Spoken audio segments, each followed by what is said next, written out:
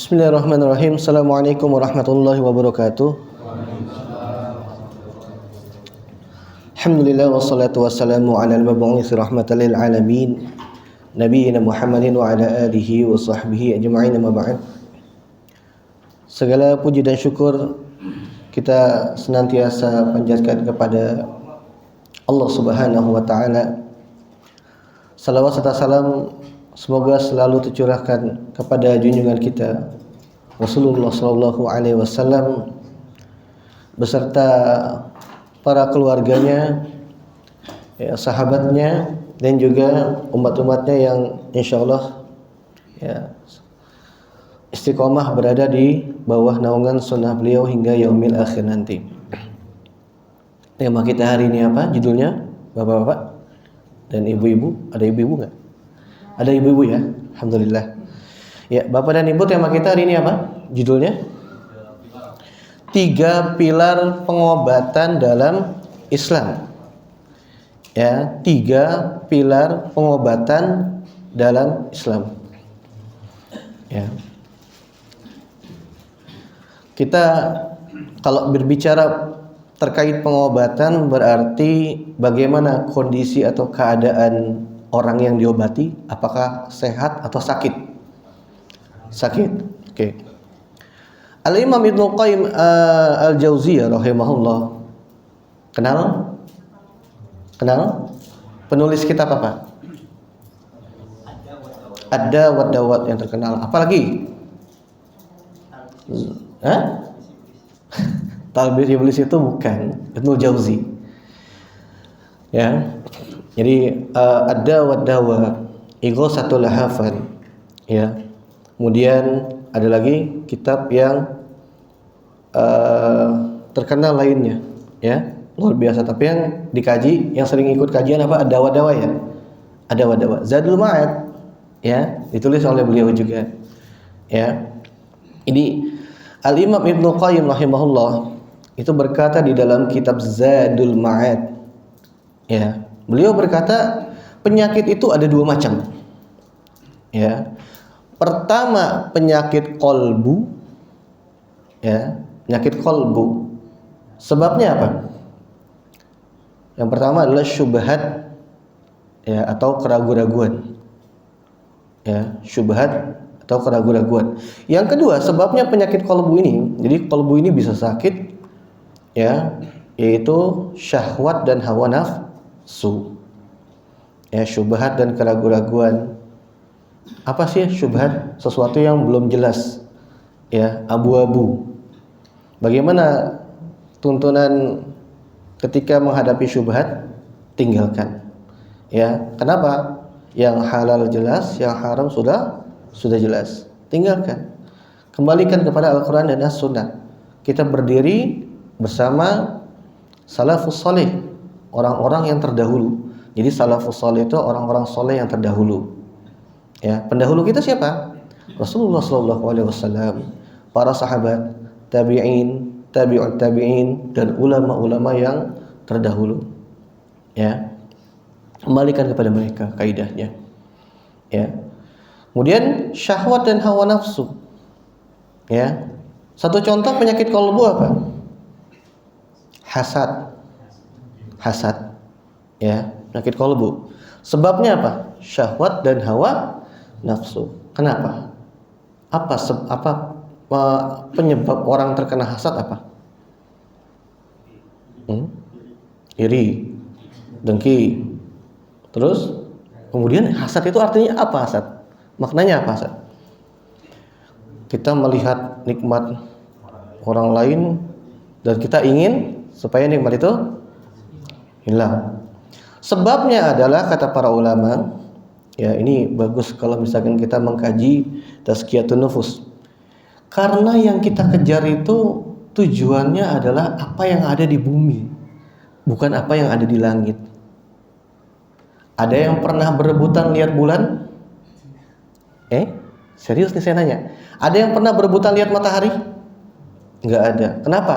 Di langit. Ya. Ada yang pernah berebutan penumpang? Kalau yang ojol, atau pernah berebutan customer atau klien? Banyak. Kenapa? Yang dikejar di bumi. Maksudnya apa sih? Ketika yang dikejar adalah hal-hal yang bukan keridhaan Allah, pasti berantem di situ. Ya kan? Tapi ketika yang dikejar adalah keridhaan Allah, maka nggak mungkin berantem, nggak mungkin ada hasad, nggak mungkin kita ingin supaya nikmat yang dimiliki oleh saudara kita itu hilang, betul nggak? Betul. Karena apa? Kita yakin bahwa Allah tidak pernah memberikan sesuatu yang tidak baik untuk hambanya. Sekarang contoh misalkan ada sebuah pasar, kita jual buah, samping kita jual buah. Yang jual buah ini lebih rame yang samping tetangga kita nih dibandingkan kita. Kira-kira apa perasaan kita? Dongkol? Kesel? Kenapa sih buah dia lebih laku padahal buah saya lebih fresh, lebih segar? Padahal itu yang terbaik yang Allah takdirkan. Bisa jadi ketika dagangan kita itu rame, kita akan ujub, sombong. Yang tadinya kita rajin seminggu sekali kajian jadi 2 minggu sekali. Makin ramai 3 minggu sekali. Makin ramai sebulan sekali. Ya, makin ramai lagi nggak pernah ke kajian. Ya, sok tahu, ya kan? Ustadz sok tahu.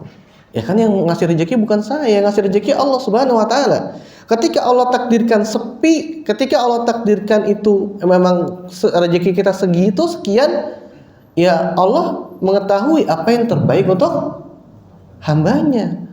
Karena apa? Allah yang menciptakan manusia. Allah yang paling tahu apa yang terbaik untuk manusia, untuk ciptaan, untuk hambanya.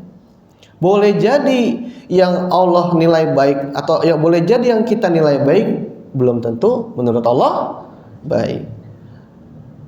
Tapi yang menurut Allah baik sudah pasti menurut kita baik. Sampai sini udah paham belum kaidahnya seperti ini? Paham. Tapi kenapa kadang-kadang kalau kita dapat yang kurang baik pasti kadang-kadang suka gerutu ya. Ya, manusia kadang lupa gitu kan. Makanya di dalam Quran surah Al-Asr dikatakan innal ladzina amanu, kan wal 'asri innal insana lafi khusr illa alladzina amanu wa 'amilus solihati wa tawassaw bil haqqi wa tawassaw bis sabr. Ya, demi masa sesungguhnya manusia itu berada dalam kerugian. Innal insana, insan. Ya, sungguhnya manusia itu berada dalam kerugian. Illal ladzina amanu, kecuali orang-orang yang beriman, orang yang beramal soleh, wa amilus solihat, wa tawassaw bil haqqi wa tawassaw bis sabr, dan saling mengingatkan di dalam kebenaran dan juga kesabaran. Jadi kita perlu partner kalau mau masuk surga. Kita nggak dianjurkan atau kita nggak disuruh untuk masuk surga sendiri-sendiri. Kita gandeng teman kita. Karena apa? Kita butuh partner. Seseorang yang menasehati orang lain yang mendapat musibah, sabar Pak, ikhlasin Pak. Ya, ketika dia yang kena musibah bisa jadi dia nggak bersabar, betul nggak? Karena sabar itu enteng di lidah, berat dilaksanakan atau dilakukan, betul nggak? Betul. Ya, betul sekali. Ya, bahkan sampai ada orang kena musibah kemudian menjadikan dia jauh dari jalan Allah, jauh dari Allah. Yang tadinya pakai niqab, pakai hijab panjang, ketika cerai sama suaminya, blak, buka semuanya. Ada nggak? Banyak. Ya, banyak. Yaitu penyakit qalbu. Yang kedua, kata Al-Imam Ibnu Qayyim, penyakit badan. Ya, tahu insyaallah sudah mafhum ya. Masuk angin, hipertensi dan lain sebagainya. Ya. Nah, penyakit badan ini Allah Subhanahu wa taala berfirman, "Laisa 'alal a'ma haraj wala 'alal a'raj haraj." Jazakallahu khairan. Wala 'alal maridi haraj. Artinya tidak ada halangan bagi orang buta, tidak pula bagi orang pincang, dan tidak pula bagi orang sakit. Ini dalil bahwa adanya penyakit badan. Ya, Sebelum kita lanjut, lebih bahaya mana, penyakit badan sama penyakit kolbu? Kenapa? Yakin? Kenapa kalau misalkan lebih banyak penyakit kolbu, koleksinya banyakkan obat badan ketimbang kitab-kitab? Ya enggak? Obat pusing ada 3 di rumah. Kan? Yang depannya P, yang depannya B, yang main depannya apa? Misalkan gitu kan? Iya. Banyakkan mana stok herbal sama stok buku di rumah? Nah, stok herbal. Ya. Berarti nggak jujur nih, penyakit badan, penyakit kolbu lebih bahaya daripada penyakit badan. Ya, lebih sering mana ke dokter sama ke kajian?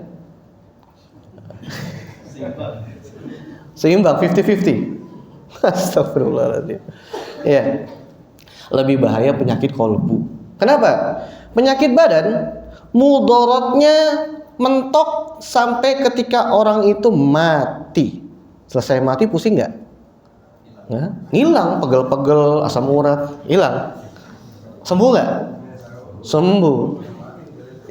Iya bener nggak?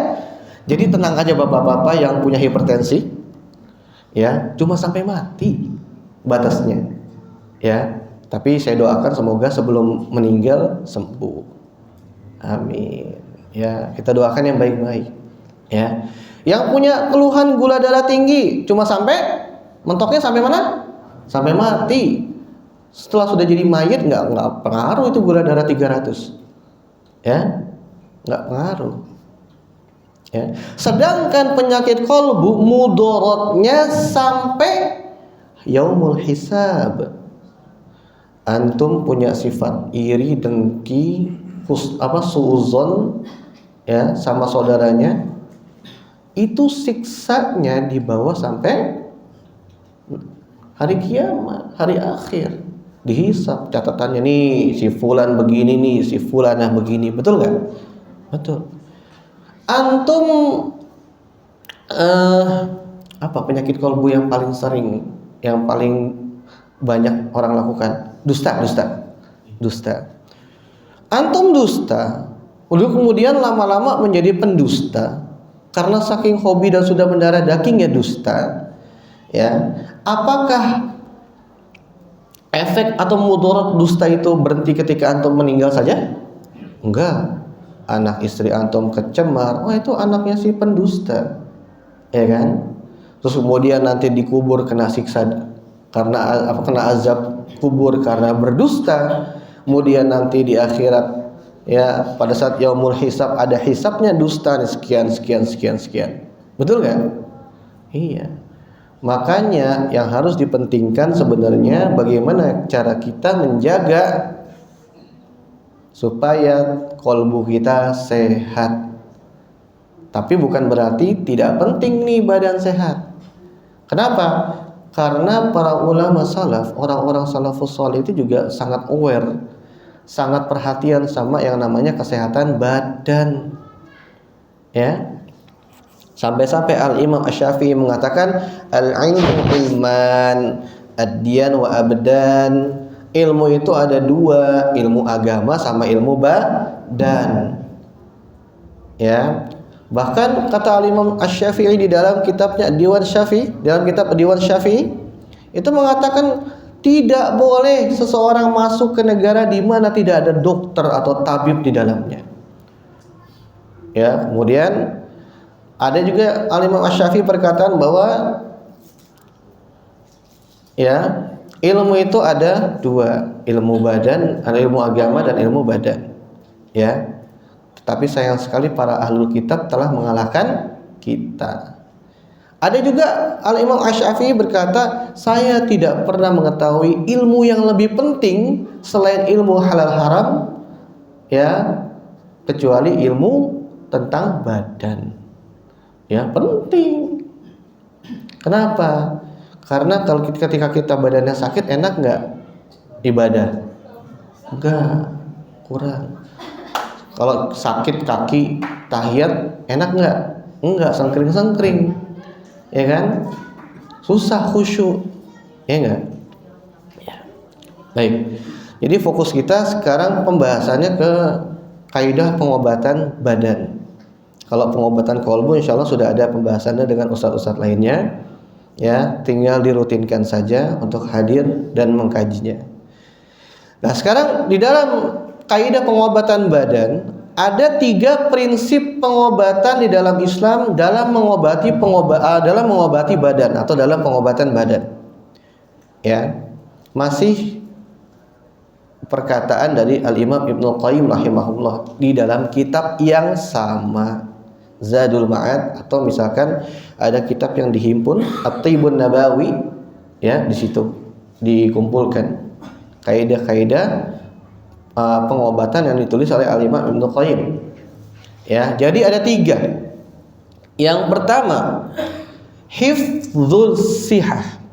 Apa? Menjaga kesehatan. Yang kedua, al-istifraq al-mawadi'ul fasad. Yang kedua apa? Al-istifraq, mengosongkan atau membuang materi-materi yang rusak atau harus dibuang. Kenapa harus dibuang? Kalau dia mandek di situ jadi penyakit. Apa aja nanti kita sebutin. Yang ketiga, dan ini yang paling penting sekaligus yang paling banyak orang gugur, al-himyah 'anil maudhi, menjaga dari perkara yang bisa menyakitkan atau menyakiti badan. Berpantang, gugur. Jangan ngopi dulu ya Pak.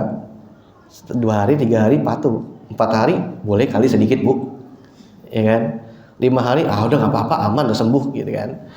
Besoknya tepar, kolaps, aduh gimana nih ya Pak Dokter ya, atau gimana ya nih ya, apa tabib ya gitu.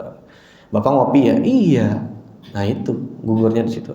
Oke, kita bahas satu persatu. Yang pertama, menjaga kesehatan, hifdzus sihah. Ya. Allah Subhanahu wa taala berfirman di dalam surat Al-Baqarah ayat 184, itu tentang puasa. Di mana Allah Subhanahu wa taala membolehkan bagi orang yang sakit dan musafir untuk berbuka puasa dalam rangka menjaga kesehatan mereka. Ya, Allah Subhanahu wa taala berfirman, "Faman kana minkum maridhan", maka barang siapa di antara kalian ada yang sakit, au ala safarin, atau dalam safar, dalam perjalanan, dalam bepergian. Kalau bahasa Arab kan ada berpergian itu ada banyak jenisnya ya. Kalau kita belajar bahasa Arab, kalau perginya nggak jauh-jauh, zahab. Kalau perginya jauh, ya safar. Ya, safar itu yang boleh mengkosor sholat safar apa zahab? Safar. Kalau cuma ke depan warung depan nggak usah dikosor sholatnya. Ya, safar. Au ala safarin, ya, atau sedang dalam safar, perjalanan yang jauh. Ya, fa'iddatum min ayyamin ukhar, maka wajiblah baginya berpuasa sebanyak hari yang ditinggalkan itu pada hari-hari yang lain. Jadi menjaga, kaidah pertama menjaga kesehatan. Contohnya aplikasi dalam hidup. Ya, aplikasi dalam hidup. Bapak mendengar acara atau kajian, konsumsilah kurma untuk kesehatan lambung Anda. Jadi akhirnya Bapak minum kurma supaya lambungnya sehat. Ya. Atau misalkan yang lainnya, misalkan ya, case lainnya misalkan jalan pagi, setiap pagi 30 menit misalkan, ya, supaya apa? Supaya sehat, tulangnya kuat, nggak gampang keropos dan lain sebagainya. Ya, maka Bapak dan Ibu melakukan satu perkara itu untuk menjaga kesehatan. Dalam hal ini sudah sakit belum? Belum. Dan kita melakukan itu untuk menjaga kesehatan. Itu namanya apa tadi kaidahnya pertama? Hifdzus sihah, menjaga kesehatan. Ya. Paham ya? Bisa dipahami ya? Oke. Yang kedua, istifraq, mengosongkan. membuang materi-materi yang rusak dari badan. Dalilnya apa? Dalilnya firman Allah Subhanahu wa taala di dalam Quran surat Al-Baqarah ayat 196. Allah Subhanahu wa taala berfirman, ya. Faman kana maridan aw bihi adam mir ra'sih. Ya, jika ada di antara kalian yang sakit atau ada gangguan mir ra'sih di kepalanya, fa fidyatun min siyamin. Ya, maka wajiblah atasnya berfidyah. Ya. Maksudnya berfidyah maksudnya au shadaqatin au nusuk. Maksudnya yaitu berpuasa atau bersedekah, au nusuk atau berkurban. Ya. Jadi jika di antara kalian ada yang sakit atau ada gangguan di kepalanya, lalu ia bercukur, ya, tahallul, ya, maka wajiblah atasnya berfidyah, yaitu berpuasa atau bersedekah atau berkurban. Di sini Allah Subhanahu wa taala membolehkan bagi orang yang sakit atau orang yang terdapat penyakit di kepalanya sehingga dia harus bercukur saat itu juga dan nggak bisa ditunda. Contoh apa? Kutuan. Dan kutu itu sangat-sangat merusak. Atau gatal-gatal, sopak. Atau yang lainnya yang bisa memudaratkan kalau misalkan dia tidak bercukur saat itu juga. Artinya kan kalau bercukur ketika haji berarti sudah selesai dong.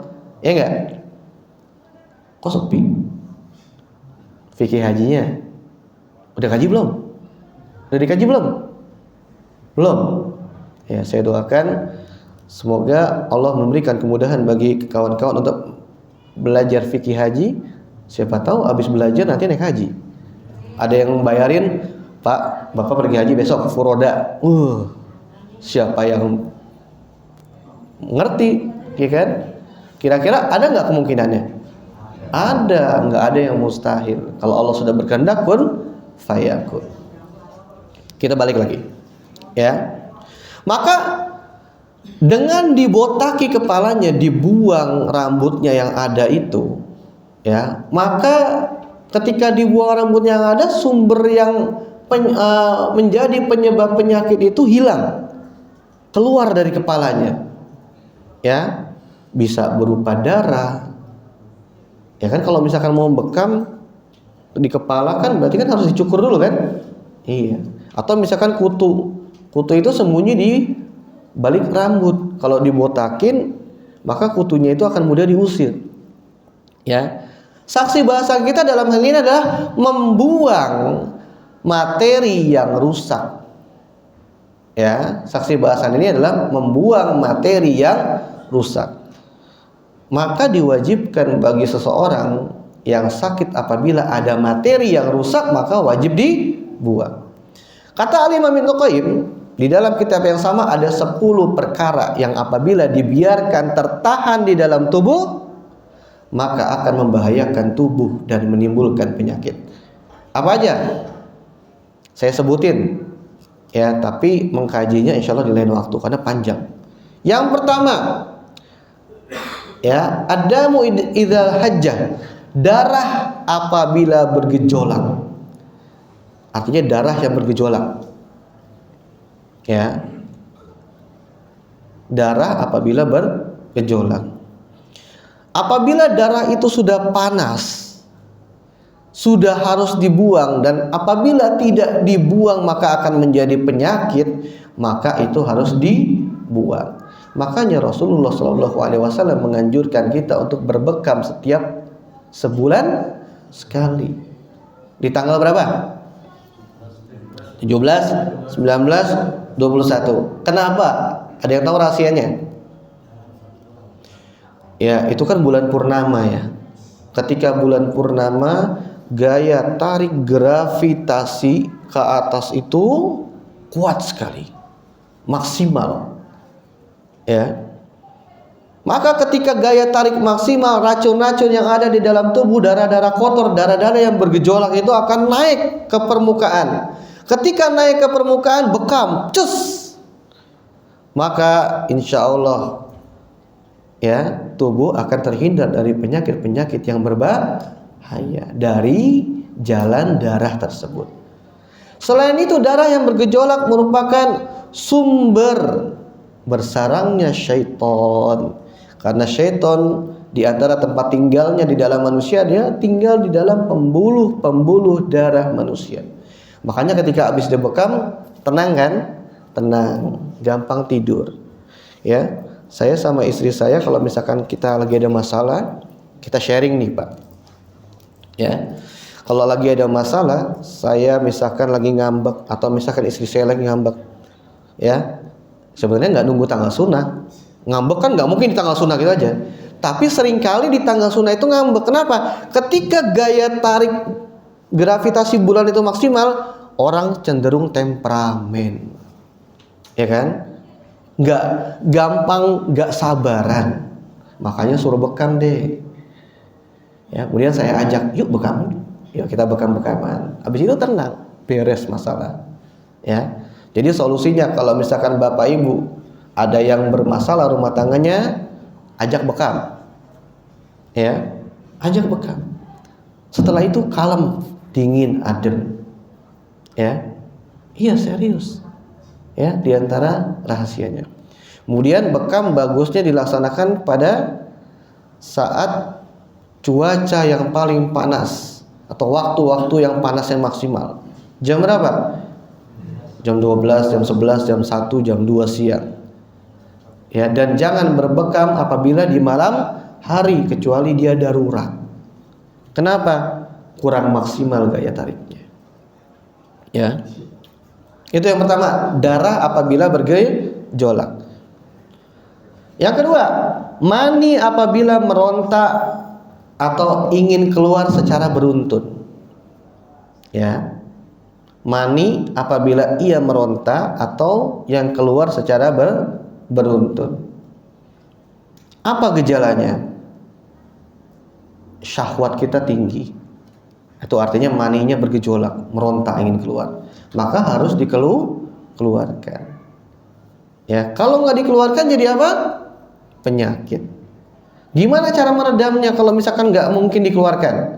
Belum nikah, nggak mungkin dikeluarkan. Diapain? Berpuasa. Kenapa? Karena berpuasa bisa mendinginkan kolbu atau jantung kita. Ketika jantung kita kolbu, syahwat kita dapat diredam. Tapi enakan puasa apa kawin? Jujur-jujuran Pak, ya kan? Enakan nikah. Makanya solusi pertama yang ditawarkan adalah menikah, bukan puasa. Puasa kalau sudah kepepet, belum bisa nikah, ya puasa. Jangan inisiatif ngeluarin sendiri. Itu dosa, haram. Ya, onani hukumnya haram kecuali istri yang melakukannya. Pakai tangan istri baru boleh, Pak. Ya, dan itu juga jangan sering-sering. Kalau kepepet aja. Misalkan lagi syahwatnya tinggi, istri datang bulan. Nah, itu boleh. Ya. Iya. Ya. Siapa yang istrinya datang di sini? Jadi nggak bisa dapat alasan. Saya mau nikah lagi, gimana kalau misalkan kamu melahirkan atau misalkan kamu datang bulan? Lah kan bisa pakai tangan Pak, gitu kan?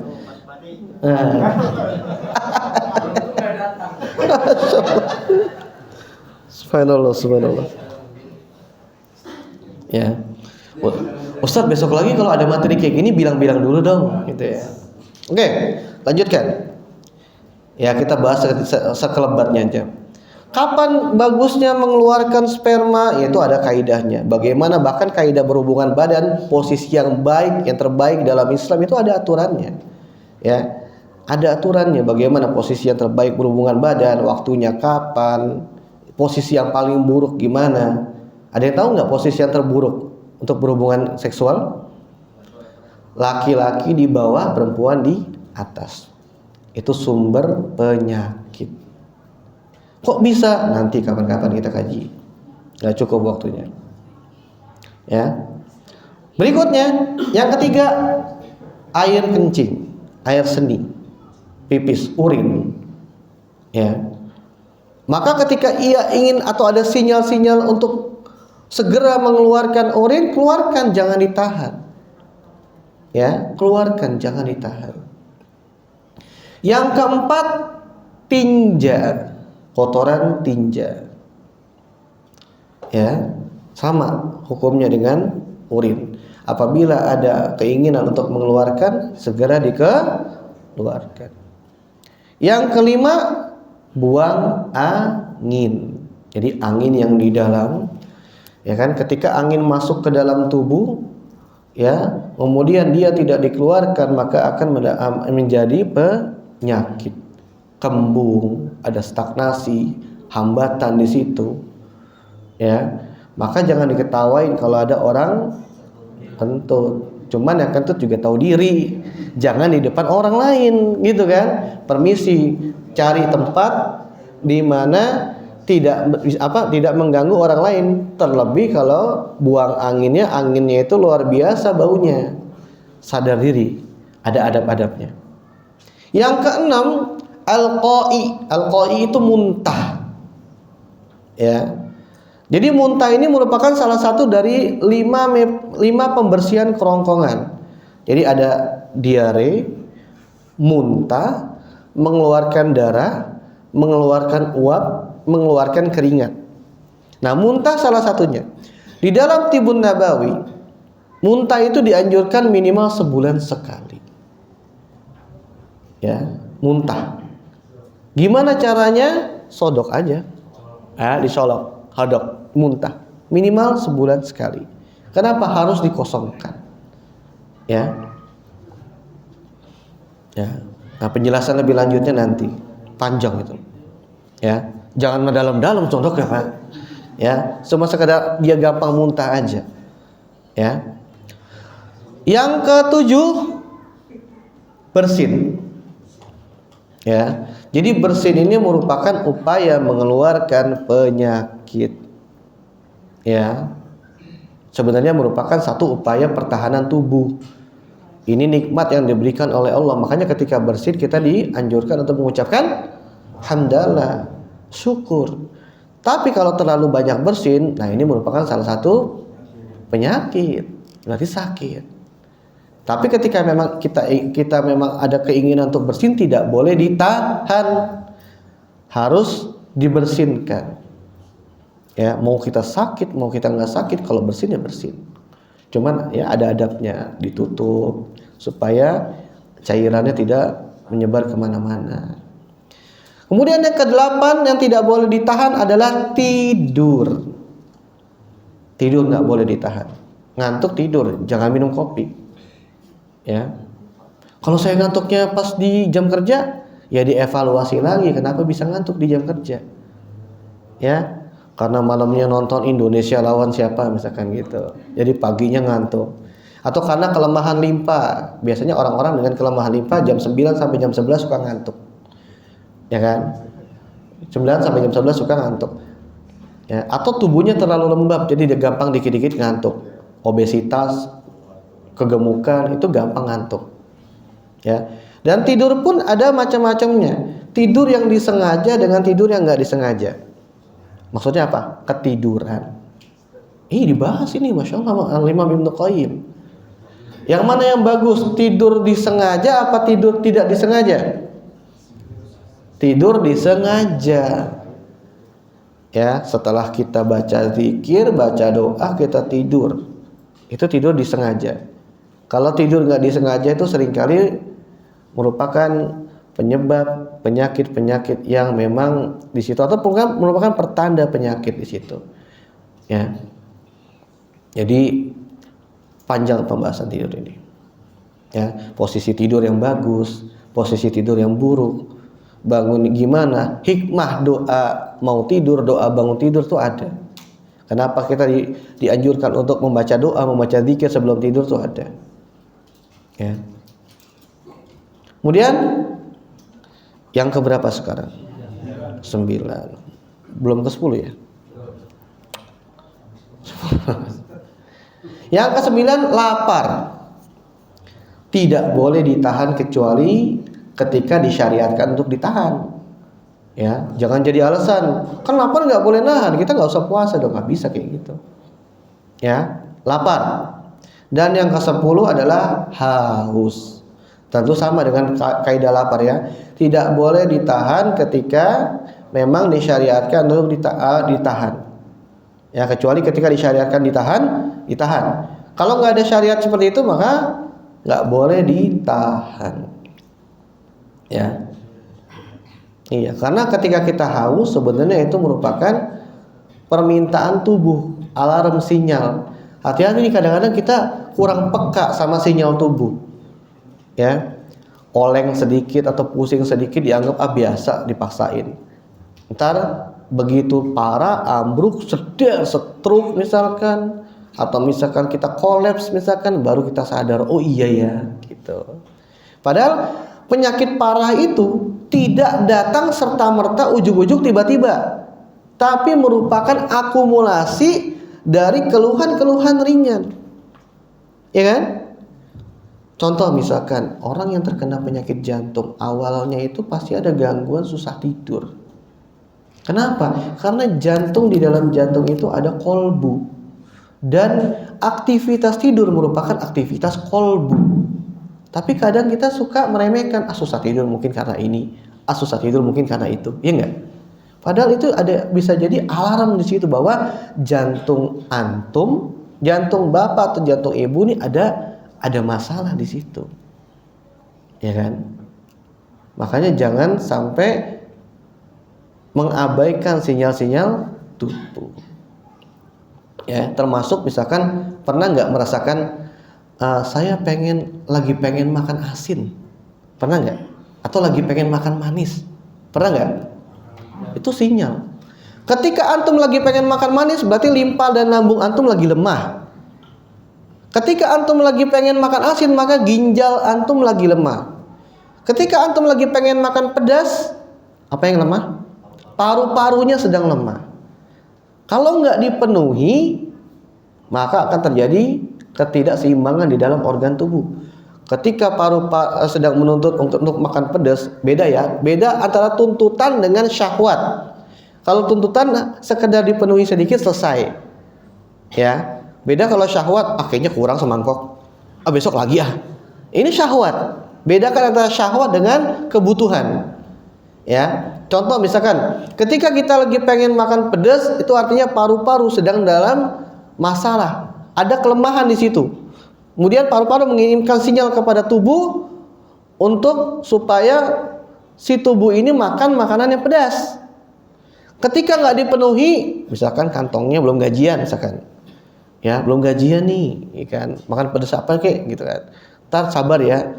Maka akan timbul beberapa keluhan-keluhan, ya paru-paru misalkan gampang masuk angin, ya badannya greges atau bersin flu atau batuk di situ, bisa, ya bisa.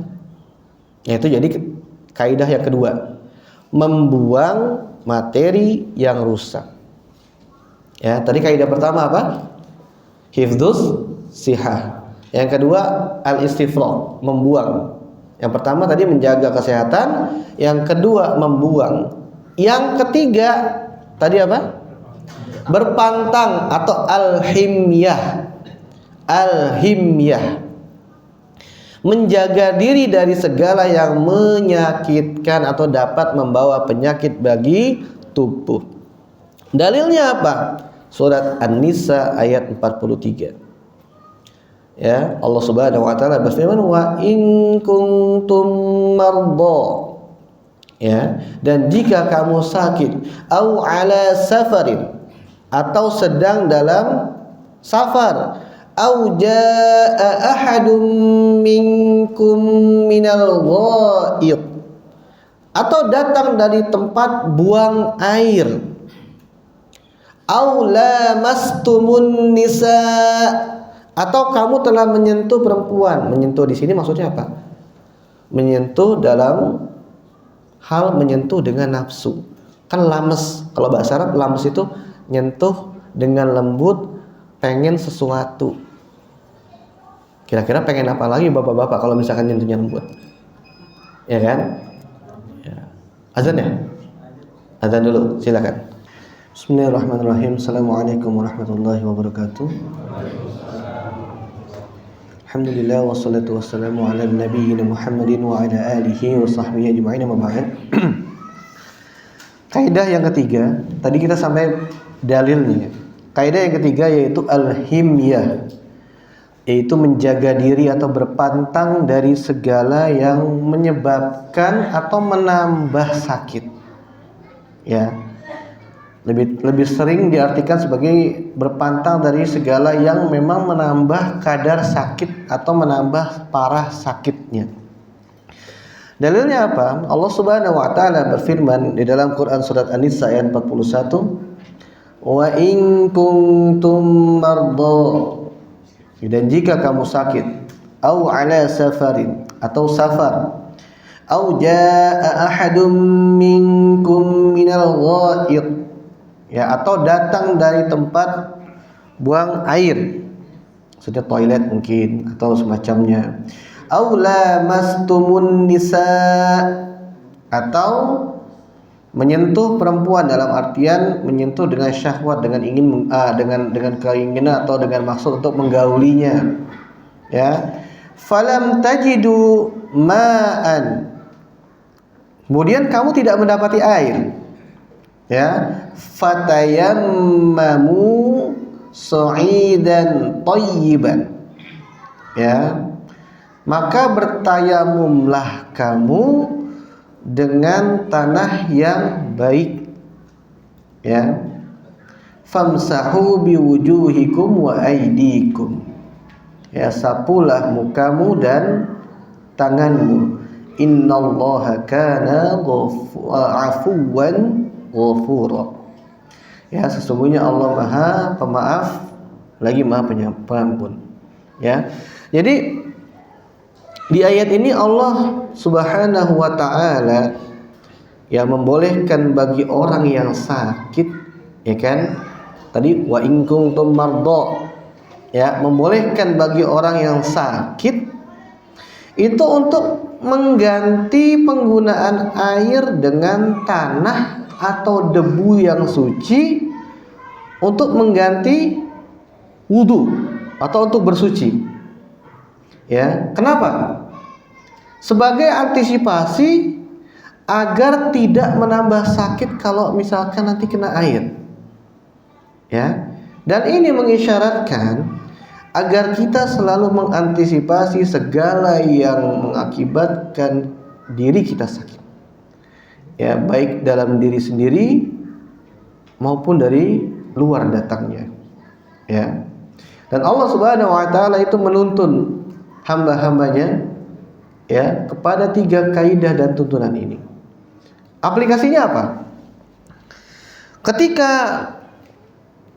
seseorang dinyatakan bahwa ia telah menderita diabetes tipe 2, misalkan gula darahnya di atas 200, misalkan 200 sekian, ya. Kemudian biasa pantangannya apa? Pantangannya apa diabetes?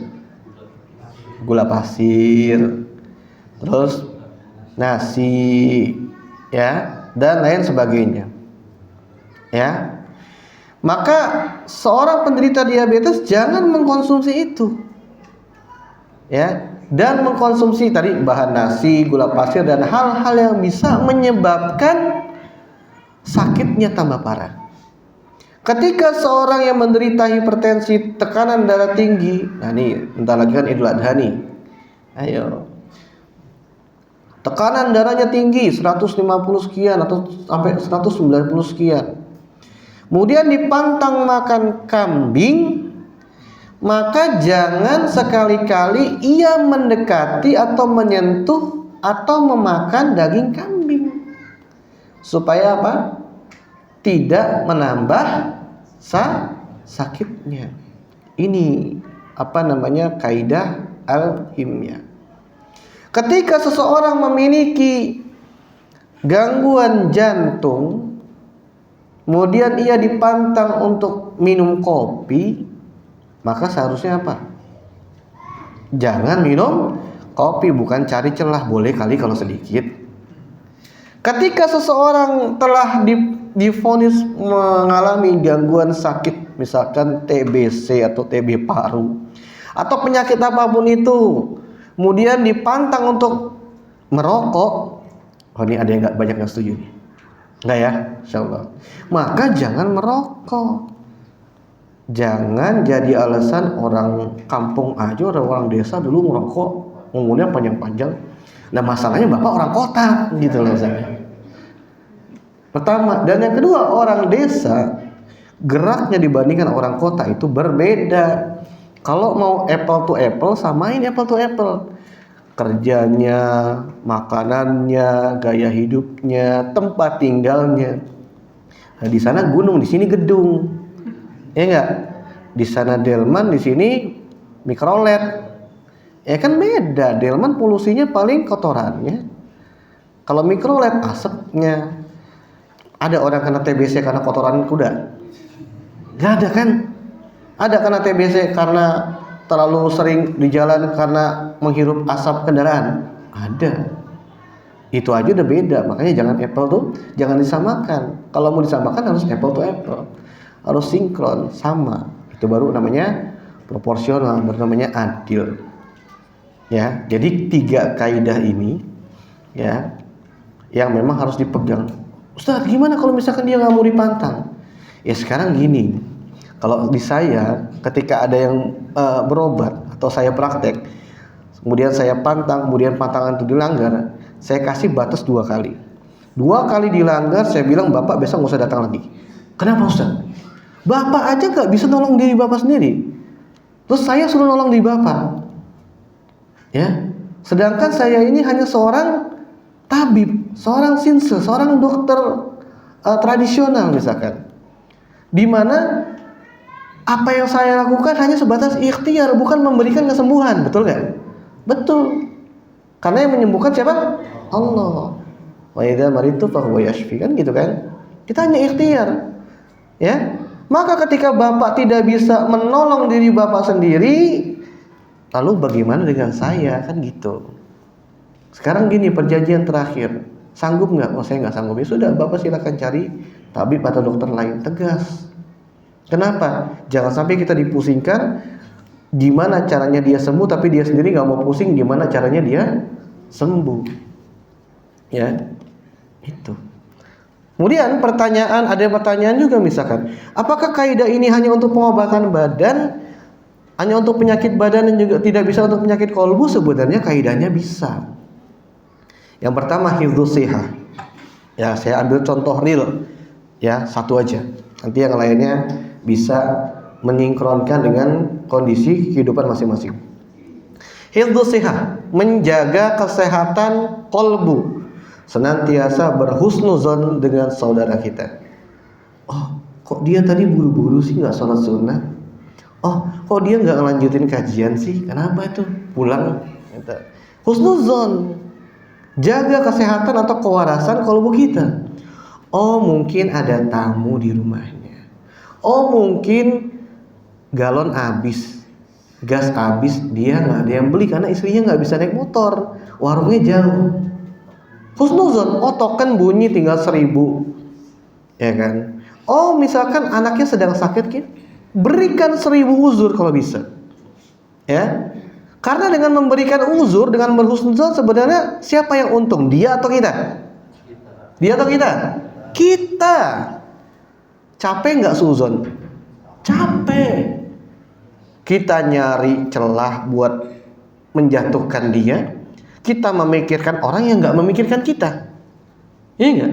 Capek. Pada dasarnya berbuat maksiat. Penyakit-penyakit hati itu yang merugi siapa? Diri sendiri. Pelakunya itu. Yang hasad. Siapa yang rugi hasad? Diri sendiri yang hasad. Siapa yang rugi suzon? Diri sendiri yang suzon. Siapa yang rugi memfitnah? Kalau misalnya kita memfitnah orang atau menjelekkan kehormatan orang atau menjatuhkan harga diri orang, kita sendiri. Bukankah Rasulullah SAW tuntunannya ketika ada yang menyebarkan berita bohong atau menghina atau mengumbar aib, biarkan saja. Sedangkan dia akibat buruknya dia yang tanggung, begitu kan? Artinya apa? Semua penyakit kolbu, semua penyakit hati, yang paling rugi siapa? Pelakunya. Apalagi hasad. Ya. Apalagi hasad. Itu capeknya minta ampun. Ya, kita memikirkan bagaimana cara menjatuhkan orang, kita memikirkan orang lain yang tidak memikirkan kita. Kita sibuk-sibuk menghabiskan bagaimana cara kita untuk bisa lebih unggul dari dia, sedangkan dia sendiri santai-santai aja. Akhirnya ketika dia mendapat nikmat, kita pusing. Dia beli motor, kita demam. Ya seperti itu. Ya. Jadi hifdzusiha, jaga, kita berikan husnuzon, kita berikan uzur, kita berikan atau berbaik sangka kepada saudara kita. Ya, apabila ada sesuatu yang memang kurang berkenan di hati kita. Kedua, al-istifraq, membuang, mengosongkan materi-materi yang rusak. Apa materi yang rusak itu? Gimana kalau kaidah ini gimana? Tadi kan hifdzus ya, suzon kan, husnuzon. Kita buang apa? Buang kemungkinan-kemungkinan prasangka-prasangka buruk. Buang. Mungkin kita lihat emang tuh orang jarang kajian, kita buang. Enggak, itu urusan dia. Emang tuh orang malas, enggak, itu urusan dia. Kita buang pikiran-pikiran negatif, buang keinginan untuk menjatuhkan saudara kita, buang keinginan untuk apa? Menebar atau menyebarkan aib orang. Kita mengetahui aib orang lain, kita buang aibnya, seakan-akan kita nggak tahu aibnya. Bukan kita umbar, bukan kita umumkan kepada orang lain. Karena mengetahui aib orang pada dasarnya itu adalah musibah. Itu ujian. Nih, saya kasih aib orang. Saya kasih aibnya Pak Puji misalnya. Saya dapat aibnya Pak Puji, itu musibah. Kalau saya sebarkan yang jelek Pak Puji apa saya? Saya. Ya, yang jelek saudara kita apa? Saudara kita yang diumbar aibnya apa? Yang menyebarkan aib? Yang menyebarkan aib. Ya, kalau kita mau lupain, kadang-kadang kalau aibnya enak digoreng kepikiran juga kan? Apalagi seorang ustadz nih misalkan. Wah, ini kayaknya aibnya enak digoreng nih. Ini kayaknya begini nih. Oh, ini kayaknya begini nih. Ya, apalagi tokoh masyarakat, enak digoreng, sayang kalau disia-siakan. Apalagi aibnya lawan usaha, kompetitor, sama-sama dagang beras. Kita tahu aibnya dia, berasnya dia curang, ya, dia nggak jujur. Kan kita tahu aib lawan kita. Kira-kira ada keinginan untuk menyebarkan aibnya nggak? Ada, namanya manusia, ya kan? Ada. Tapi itu adalah ujian Bapak Ibu semuanya. Ujian, ya. Dan siapa yang suka mencari dan menyebarkan aib orang lain, maka Allah yang akan membuka aibnya. Allah sendiri yang akan membuka. Kalau Allah yang sudah membuka, wah susah. Siapa yang menjatuhkan seseorang, dia akan dihinakan oleh orang lain. Ya, siapa yang menebar keburukan, dia akan panen keburukan. Siapa yang menebar cabe, dia akan panen cabe. Begitu. Dan yang ketiga, al-himyah, berpantang dari hal-hal yang bisa menyakiti. Apa? Contohnya, ghibah. Ya. Kita misalkan tahu nih aib dia nih, terus sudah kita buang. Suatu saat kita ngumpul sama bapak-bapak misalkan atau teman-teman kita. Pas banget lagi ngegunjing itu orang. Pas banget lagi ngegibah orang yang kita aibnya tahu itu. Kira-kira kita bakal gimana nih bagusnya? Kalau menurut metode al-himyah, kita berpantang. Pantang kita ngumpul sama orang kayak gitu. Pantang kita gibah. Jangan sampai kita melakukan dosa itu. Pulang. Jangan ada di dalamnya. Ya, itu namanya al-himyah. Bukan malah nambahin perbendaharaan aibnya. Ah, Bapak baru tahu segitu, saya lebih banyak lagi. Mau tahu nggak Pak? Blablabla. Gitu kan. Jangan seperti itu. Ya, jangan seperti itu. Akhirnya apa? Insya Allah dengan ketiga kaidah ini ya akan tercapailah kesehatan. Dan ini merupakan tiga kaidah pengobatan di dalam Islam. Mustahil tidak ada apa kita mengabaikan hifdzus sehat. menjaga kesehatan. Mustahil kita tidak membuang materi yang rusak. Karena ketika materi yang rusak tersebut tidak kita buang, maka dia akan menjadi racun. Dia akan menjadi penyakit yang nanti akan menggerogoti orang yang sakit. Dan mustahil kita tidak berpantang, karena berpantang merupakan separuh dari pengobatan. Siapa yang sakit kemudian dia tidak berpantang, maka dia telah meletakkan satu kakinya kepada kematian. Kenapa? Karena nggak mau berpantang. Ya, ibaratnya dia nggak bisa menolong diri sendiri. Ya, kan sudah jelas dalilnya. Qu anfusakum wa ahlikum naro, selamatkanlah diri sendiri dan keluarga dari api neraka. Dan artinya tuh diri sendiri ini memiliki hak dan kewajiban untuk diselamatkan dan menyelamatkan diri. Kalau misalkan memang tidak bisa berpantang, wis lah ya, sakarepmu dewe, terserah mau ngapain ya, terserah mau ngapain. Bahkan dokter-dokter pun ya tidak akan bisa. Adapun apabila kita datang ke ke seorang tabib, dokter, kemudian dia tidak memberikan pantangan, padahal dia butuh pantangan, nah ini disinyalir, dicurigai bukan dokter, tapi apa? Tukang obat. Iya benar. Tukang obat gak bakal ngasih pantangan, karena kalau ngasih pantangan obatnya nggak laku. Itu. Ya, saya kira itu yang dapat saya sampaikan pada kesempatan kali ini. Ada sesi tanya jawab? Apa langsung tutup? Mungkin ada yang tanya, mungkin sedikit. Ya, silakan Pak. Depan dulu, ke belakang dulu? Belakang dulu, boleh, silakan. Assalamualaikum warahmatullahi wabarakatuh. Waalaikumsalam warahmatullahi wabarakatuh. Yang Anda tanyakan mungkin di luar topik atau di dalam topik ini. Itu penyakit apa gimana? Futur. Baik.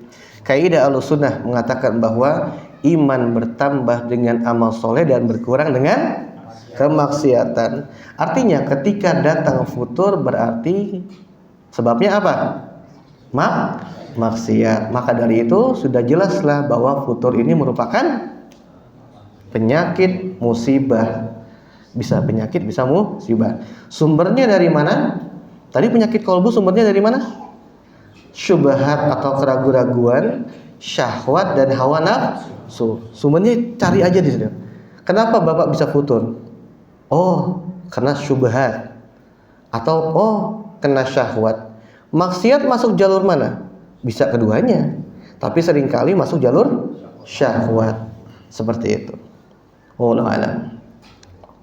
Bagaimana cara mengatasinya? Bertaubat pertama. Ketika kita bermaksiat maka bertobat. Hidup itu simple, hanya 3 perkara: syukur, sabar, istighfar. Apabila dia mendapat nikmat dia bersyukur, apabila dia mendapat musibah dia bersabar, dan apabila dia berdosa dia beristighfar. Muter 3 ini aja. Ya, syukur, sabar, istighfar. Ya, maka yang pertama ketika memang jelas itu sebabnya maksiat, kita bertaubat, ya, beristighfar kepada Allah Subhanahu Wa Taala, minta ampun, kemudian berazam atau bertekad untuk tidak mengulangi perbuatan itu. Kemudian jangan lupa untuk memohon kepada Allah taufik dan hidayah kembali, karena kita futur kan lawannya kan giat, rajin ya. Rajin apa? Rajin kajian, rajin sholat, rajin apa lagi?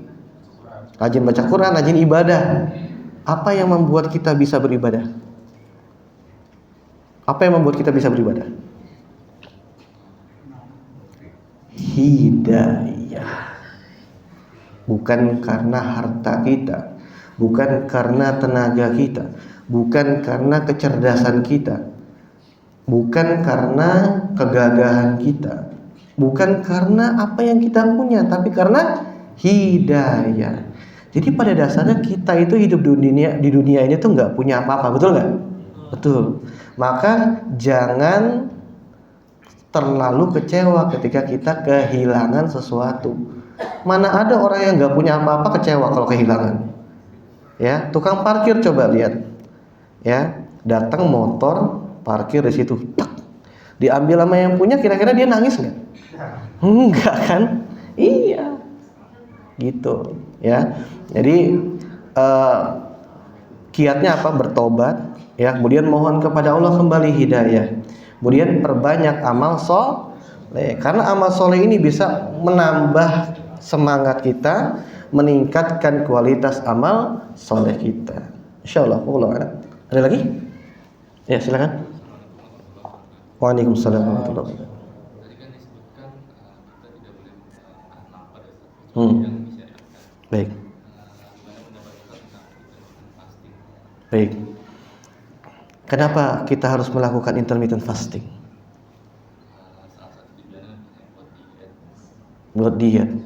Diet itu tujuannya buat apa? Biasanya orang yang melakukan intermittent fasting ini pasti punya kasus obesitas misalkan, atau misalkan diabetes, gula darahnya tinggi, atau misalkan tekanan darahnya tinggi, betul nggak?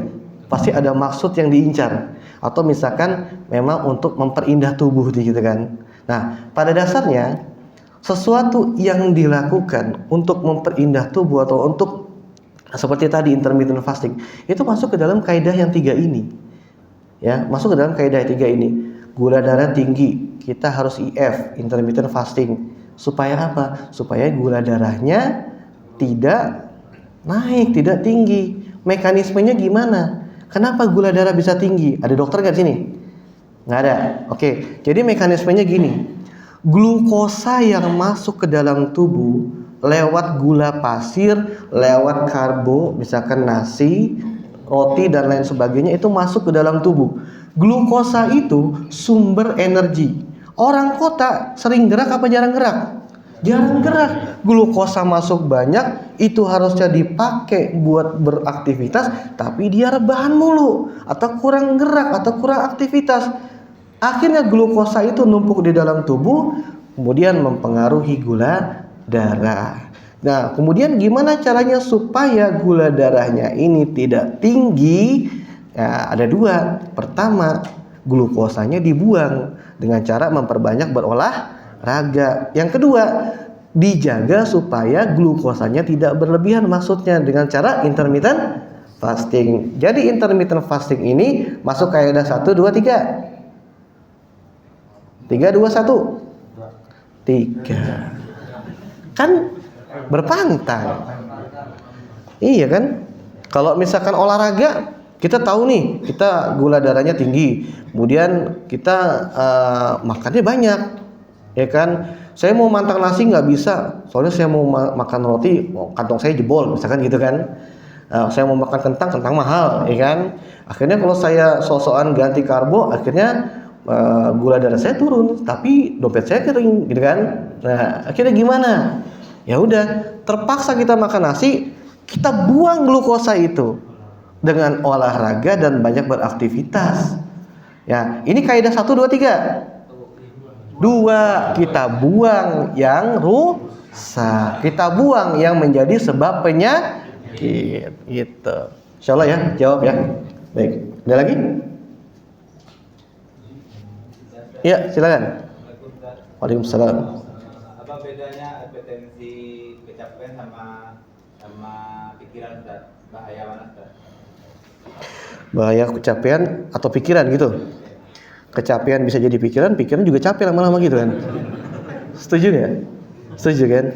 Bapak kita capek lama-lama. Saya punya pikiran. Pikir itu terus capek lama-lama. Ya kan? Akhirnya hipertensi yang kecapean bisa jadi pikiran, hipertensi yang pikiran bisa jadi kecapean. Pada dasarnya itu hanya penyebab atau patogen. Ya. Lebih bahaya mana? Penyakit yang diakibatkan karena non emosional atau emosional. Emosional. Ya, ketika emosi terganggu berarti ada penyakit kolbu. Tadi penyakit kolbu sama penyakit badan bahaya mana? Kolbu. Ya, ketika emosinya tidak stabil, stres tidak stabil, akan terjadi hambatan atau stagnasi di mana? Di sini. Di tengah. Ya, lambung kena, liver kena, di area diafragma. Ya. Di area. Ketika sudah ada sumbatan di situ, dampaknya kemana-mana. kadang di situ bisa jadi GERD, asam lambung. Kemudian MAH yang ketika nanti bisa jadi sesak napas, atau misalkan dia masuk ke hipertensi yang misalkan dia bisa mengganggu frekuensi buang air besar, ya, atau bisa menyebabkan stroke, atau bisa menyebabkan pecah pembuluh darah. Bisa nggak? Bisa. Itu efeknya karena apa awalnya? Stagnasi atau sumbatan yang ada di tengah sini yang diakibatkan karena stres emosional. Ya, makanya di antara, ya saya buka lagi dah sedikit ya, spill dikit nih. Di antara hikmah kenapa kita dianjurkan untuk berzikir dan berdoa sebelum tidur, nah, karena supaya kolbu kita, jantung kita dingin. Tidur itu aktivitas kolbu, jantung, dan bisa dapat tidur yang berkualitas ketika jantungnya dingin. Karena ketika jantungnya dingin, kolbu kita bisa bersemayam di singgasananya di situ. Pertama itu. Kedua, ketika itu sudah bisa bersemayam di situ, ya, maka stagnasi atau sumbatan yang tadi ada di tengah itu perlahan bisa terurai. Ya, makanya pentingnya doa, tapi jangan lupa doanya yang bagus kayak gimana? Doa yang kita paham di situ apa yang kita minta. Ya, karena sesungguhnya Al-Qur'an diturunkan tujuan utamanya untuk diapain? Dibaca apa diapain? Ditadaburi. Makanya Allah sering singgung, afala yatadabbarunal Qur'an. Emangnya kamu nggak memperhatikan Quran atau mentadaburi Al-Quran? Karena tujuan utama Al-Quran diturunkan itu untuk ditadaburi. Percuma dibaca tapi nggak ditadaburi maknanya. Percuma dibaca tapi nggak diamalkan. Percuma nggak? Percuma. Ya, makanya kita ngaji, kita pahami, tadaburi apa yang sudah kita hayati, kita tadaburi, kita amalkan. Ya. Bisa jadi yang walaupun kita tahunya cuma sedikit, tapi itu kita amalkan lebih berat timbangannya ketimbang orang yang hafal 1000 hadis tapi sedikit yang diamalkan. Tahu sedikit tapi diamalin semua lebih baik daripada hafal 1000 hadis tapi diamalkan sedikit sekali. Tapi ini bukan buat legalitas nggak mau belajar ya. Tentunya kebodohan yang disebabkan karena tidak mau belajar itu juga merupakan maksiat. Itu ada balasannya tersendiri. Ya, ada balasannya tersendiri. Ketika kita misalkan jatuh ke dalam perkara yang haram, ya, karena kebodohan kita, nanti di yaumul hisab Allah akan bertanya, kenapa kita melakukan hal seperti itu? Kemudian kita menjawab bahwa saya tidak tahu. Kemudian Allah akan menjawab, kenapa nggak tahu sedangkan ilmu sudah menyebar luas? Akhirnya kita kena maksiat di situ. Ya, jadi jangan merasa aman kalau nggak tahu. Yang bagus apa? Kita ngaji, dapat amalin. Kita ngaji, dapat amalin. Kita ngaji, dapat amalin. Allahu a'lam bishawab. Cukup ya? Insyaallah kita ketemu di lain kesempatan. Mohon maaf apabila ada kesalahan selama penyampaian. Yang benar datangnya dari Allah, yang salah datangnya dari saya dikarenakan maksiat yang saya lakukan dan minimnya ilmu yang saya miliki. Dan tutup, subhanakallahumma wa bihamdika asyhadu an la ilaha illa anta astaghfiruka wa atubu ilaik. Assalamualaikum warahmatullahi wabarakatuh.